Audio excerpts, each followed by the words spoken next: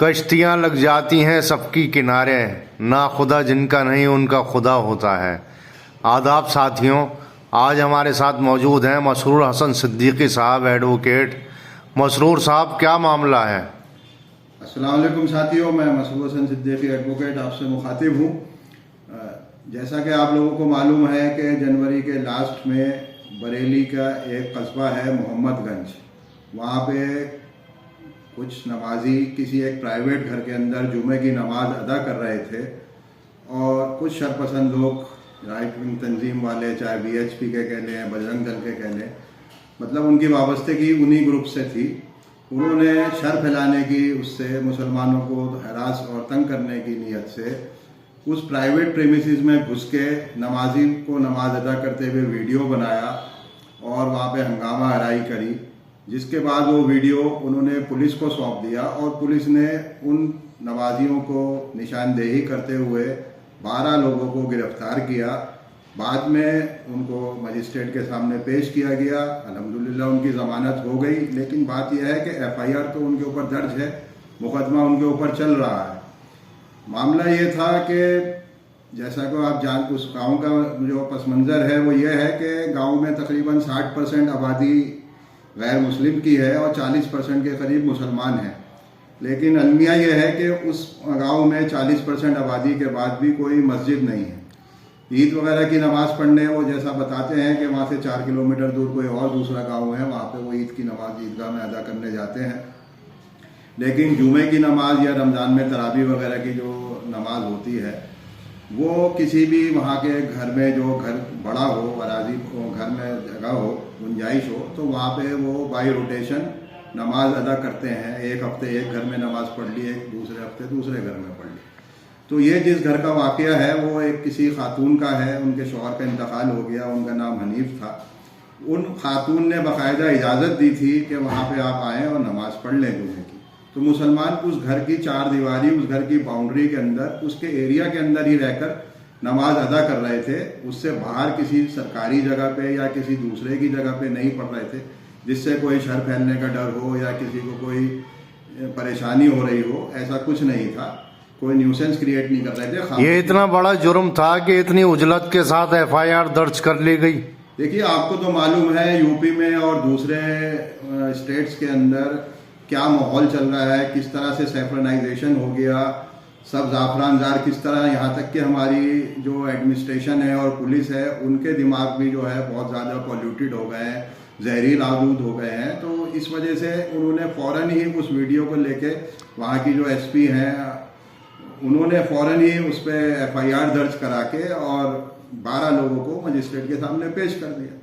तो बात यह है कि कानून के जो रक्षक है उनको ये जानना चाहिए कि कानून क्या कहता है।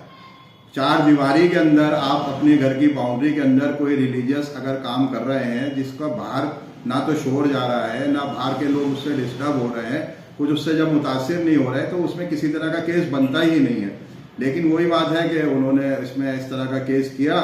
और उन लोगों के ऊपर तब इल्ज़ाम चल रहा है। खातून ने भी, बेचारी ने डर के ये कह दिया, जब मीडिया वालों ने उससे सवाल पूछा आगे आप क्या नमाज पढ़ने की इजाज़त देंगी अपने घर में, तो उन्होंने कहा नहीं, आइंदा मैं इजाज़त नहीं दूंगी। तो जाहिर सी बात है, खातून औरत है, बेवा है, वो तो डर जाएगी इस तरीके से अगर केस दर्ज होंगे। तो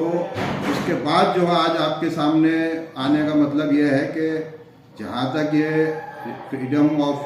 प्रैक्टिस रिलीजन जो है आर्टिकल 25 जो कहता है, उसका खुला वायलेशन है। लेकिन अच्छा ये हुआ कि इसी बीच में इलाहाबाद हाई कोर्ट का एक जजमेंट आ गया जो क्रिश्चियन कम्युनिटी से मुताल्लिक है।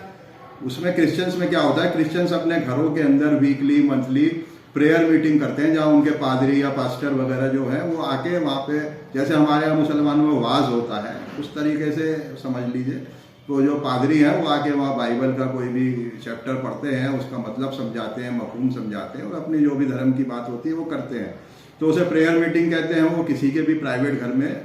हो जाती है। अहले इलाका जो वहाँ क्रिश्चियन होते हैं वो इकट्ठे हो जाते हैं, लेकिन वो घर के अंदर होती है। तो लेकिन उसमें भी यूपी गवर्नमेंट और यूपी पुलिस ने रुकनंदाजी करी थी और ये कहा था कि आपने इसको परमिशन लेनी चाहिए, बिना परमिशन के आप प्रेयर मीटिंग भी अपने घर में नहीं कर सकते। तो इनके ये चर्च जो होते हैं, चर्च की एसोसिएशंस वगैरह होती हैं, उन्होंने हाई कोर्ट को रुजू किया और हाई कोर्ट ने अभी 27 जनवरी को बहुत अच्छा एक ऑर्डर दिया। केस का मैं आपको नाम बता दूं, Maranatha full gospel ministries versus state of UP and another. ये जो जजमेंट आया ये गेम चेंजर है तमाम, खासतौर पे माइनॉरिटीज़ के लिए जिनके ऊपर आजकल जुल्म ज़्यादती हो रही है और उनको नमाज पढ़ने से भी रोका जा रहा है प्राइवेट प्रॉपर्टीज़ के अंदर, या क्रिश्चियंस को प्राइवेट प्रेयर मीटिंग्स करने से नहीं रोका जा रहा है। तो ये एक बहुत बड़ा गेम चेंजर साबित हुआ। ये जो जजमेंट आया डिवीजन बेंच का है, 2 जज ने फैसला किया है और बहुत अच्छा है, जिसमें उन्होंने कहा कि आप अपनी प्राइवेट प्रेमिसेस के अंदर, उसकी 4 दीवारी के अंदर कह लीजिए, मतलब आप स्पिल ओवर बाहर गवर्नमेंट लैंड पे या किसी दूसरे के लैंड पे नहीं आना चाहिए और आप उसमें अपनी प्राइवेट कोई भी रिलीजियस प्रैक्टिस कर सकते हैं। उन्होंने कहा यह आर्टिकल 25 जो है वो आपको फ्रीडम टू प्रैक्टिस रिलीजन देता है, ये आपका एक फंडामेंटल राइट है। और उसके बाद बहुत अच्छी बात है कि इसके जो ऑर्डर आया है, अगर आप पढ़ेंगे इसके पैरा 3 जो है ऑर्डर का, उसमें गवर्नमेंट ने अपनी इंस्ट्रक्शंस दी हैं, लिख के दी हैं, कि जिसके पैरा 18 जो है जज साहब ने अपने ऑर्डर में कोट भी किया है, जिसमें यूपी गवर्नमेंट ने पहले खुले लफ्जों में साफ कह दिया है कि इस तरह की जो प्राइवेट प्रीमिसेस में रिलीजियस प्रैक्टिसेस होंगी, नमाज हो या प्रेयर मीटिंग हो, उसके लिए हमें किसी तरह की इजाज़त लेने की ज़रूरत नहीं है पुलिस हुक्काम से या एडमिनिस्ट्रेशन के, एज लॉन्ग एज के हमारा वो जो धार्मिक कार्यक्रम है वो हमारे घर की 4 दीवारी के अंदर हो रहा हो और उससे किसी तरह की न्यूसेंस क्रिएट नहीं हो रही है और दूसरे उससे बाहर कोई मुतासिर ना हो रहा हो। तो बहुत अच्छी तरह का है और कोर्ट ने मतलब कहने को तो बहुत साफ कहा है उन्होंने, लेकिन यह है कि इन प्रैक्टिस वो होता है या नहीं होता। लेकिन मैं ऑर्डर में जो लिखा है वो पढ़ के आपको सुना देता हूँ। It is very clearly stated that there is no prohibition on the petitioner to conduct religious prayer meeting within his private premises. उसका तो उन्होंने ये भी कहा कि हम इक्वल प्रोटेक्शन ऑफ लॉ देते हैं, जैसा आर्टिकल 14 में कहता है कि सभी लोग बराबर हैं और सबको बराबरी का अधिकार है। हालांकि वो आपको ज़मीनी हकीकत में नज़र नहीं आएगा आज के दौर में, लेकिन उन्होंने कहा है कि it is also stated that equal protection of law is accorded to by instrumentalities of the state, मतलब प्रशासन, शासन, पुलिस सब उनको बराबरी का अधिकार देती है to all citizens across the state without discrimination with regard to religion और एनी अदर कंसिडरेशन। मतलब किसी धर्म के आधार पे हम किसी के साथ कोई भेदभाव नहीं करते, जो सबका कानूनी हक है, फंडामेंटल राइट है, कॉन्स्टिट्यूशन ने अधिकार दिए हैं, वो सबको हम बराबरी से देते हैं। इसलिए हम किसी को पूजा करने से या नमाज पढ़ने से या प्रेयर मीटिंग करने से, वो अगर उनके घर के अंदर हो रही है तो हम नहीं रोकेंगे। तो ये बहुत बड़ा अच्छा जजमेंट हुआ है, जिसके बेस पे अब उन लोगों को जो जिनको केस दर्ज हो गया, उनके चालान हो गए, वो अभी जेल से, खैर वो जेल में तो नहीं गए, वो बेल पे बाहर छूटे हुए हैं, तो उनका मुकदमा जो है ये अगर कायम हुआ है और जो FIR दर्ज हुई है वो सरासर गैर कानूनी है इस फैसले की रोशनी में। तो अब हमने इस चीज़ को दुरुस्त करने के लिए, जो एक गलत काम यूपी पुलिस ने कर दिया, उसको दुरुस्त करने के लिए क्या किया जाए। तो हमने SSP बरेली उनको एक लेटर भेजा है, मैं आपको ये दिखाऊंगा। हमने लेटर भेजा है, ये लेटर है वो, जिसमें हमने अपनी जो तंजीम है मुस्लिम शहर फाउंडेशन, उसके ज़रिए हमने एक अर्जेंट रिप्रेजेंटेशन दिया है उनको कि आप इमीडिएटली ड्रॉप द चार्जेस, उनके खिलाफ जो आपने मुकदमा कायम किया है और जो इल्ज़ाम आयद किए हैं उनके बेस पे ऊपर, उसको फ़ौरन फाइनल क्लोजर रिपोर्ट आप मजिस्ट्रेट की कोर्ट में फाइल कर दीजिए और उनको बता दीजिए जनाब हम ये केस नहीं चलाना चाहते क्योंकि ये केस बनता नहीं है। अब चाहे वो आप ये लिखें कि हमारी गलती से बन गया या किसी लापरवाही की वजह से बना, ये उनका प्रेरोगेटिव है, उसमें वो क्या लिखते हैं, लेकिन इसमें फाइनल क्लोजर रिपोर्ट फाइल होनी चाहिए कोर्ट के अंदर कि हम अब इस केस को नहीं चलाना चाहते। अभी इनिशियल स्टेज पे ही केस है, अभी कोई चार्जशीट फाइल नहीं हुई है, कुछ नहीं हुआ है, तो बहुत आराम से ये FIR क्वैश हो सकती हैं और ये केस ख़त्म हो सकता है। तो इसलिए हमने SSP बरेली को लेटर लिखा है और साथ में हमने इसकी copy DGP Uttar Pradesh police को भी भेजी है और एक copy chairman national commission for minorities और एक copy chairman national human rights commission को इस बात का वजाहत करते हुए लिखी है कि जहां माइनॉरिटीज़ के हुकूक जो हैं उनके ऊपर पामाल किया जा रहा है और साथ में जो इंसानी हुकूक भी हैं, हम अपने घर में रह के कुछ भी करें उसको भी पामाल किया जा रहा है। तो इसलिए ह्यूमन राइट कमीशन को भी अप्रोच किया और साथ में हमने एक उसमें जो हमने SSP को अर्जदाश और ये भेजी है, इसमें लास्ट में हमने एक अपील ये भी करी है कि आप उन लोगों के खिलाफ भी केस दर्ज करें जिन्होंने घर में घुस के बिना इजाज़त ट्रेसपासिंग करी है और ट्रेसपासिंग करके उन्होंने उन लोगों की वीडियो बनाई है और वीडियो बनाने का मकसद ये था कि इलाके में अमन व अमान ख़राब हो और वहाँ पे किसी तरह का कोई राइट हो जाए या आपसी जो भाईचारा है वो इफेक्ट हो। तो इसलिए हमने ये भी एक अर्जदाश्त करी है कि सेक्शन 196 BNS के तहत जो आपसी रंजिश फैलाने की, भाईचारा खत्म करने के लिए प्रोमोटिंग एनमिटी का जो क्लॉज है वो उठाया है, और सेक्शन 329 BNS में जो क्रिमिनल ट्रेसपास का मामला है, हमने कहा इन लोगों के खिलाफ जिन्होंने ये वीडियो बनाया है और जिन्होंने ये सब शर फैलाने की कोशिश करी है, उनके खिलाफ भी केस दर्ज करा जाए। साथ में उस खातून का जिसका वो घर है वो और उस गांव के जो मुसलमान हैं उनको प्रोटेक्शन भी दी जाए ताकि उनकी लाइफ एंड प्रॉपर्टी सेफ रहे। किसी तरह के ये जो राइट विंग के ग्रुप्स हैं उनके ऊपर किसी तरह का हमला ना करें, उनके खिलाफ कोई और काम ना करें जो लिंचिंग में हो, ऐसा कुछ हो। इस वजह से हमने कहा है कि अब हाईकोर्ट के ऑर्डर का मान रखते हुए इस केस के अंदर फाइनल क्लोजर रिपोर्ट दाखिल कर दें, ताकि ये जो 12 लोगों के ऊपर मुकदमे कायम किए हैं और जिन लोगों का आप फर्दर अभी तलाश भी कर रहे हैं, उन लोगों के खिलाफ जो भी आपने इसमें FIR में नाम लिखा है या नॉन पर्सन्स के नाम FIR लिखी है, तो यह FIR रिक्वेस्ट कराई जाए और फाइनल क्लोजर रिपोर्ट कोर्ट में फाइल कर दी जाए। अगर वो नहीं करते तो हम उसके खिलाफ हाई कोर्ट की इसको अवमानना का केस मानते हुए यूपी पुलिस के खिलाफ कंटेम्प्ट ऑफ कोर्ट की प्रोसीडिंग्स जो है इलाहाबाद हाई कोर्ट में इंशाल्लाह शुरू करेंगे ताकि इंसाफ मिल सके। हम जो है यही चाहते हैं कि मुसलमान अपने हक के लिए, अपने हकूक के लिए जागरूक रहे और कानूनी लड़ाई से कभी भी गुरेज न करे। पुराने जमाने में धार्मिक लोग, मजहबी लोग अच्छे समझे जाते थे क्योंकि उनके अंदर अदब होता था, तहजीब होती थी, अखलाक होता था, मामले के खरे होते थे क्योंकि अल्लाह का डर होता था, खुदा का डर होता था। लेकिन आज के दौर में इबादत करना, दीन पर चलना, धर्म पर चलना इतना मुश्किल किया जा रहा है। अगर लोग दीन से दूर हो गए तो इसका नुकसान किसको होगा?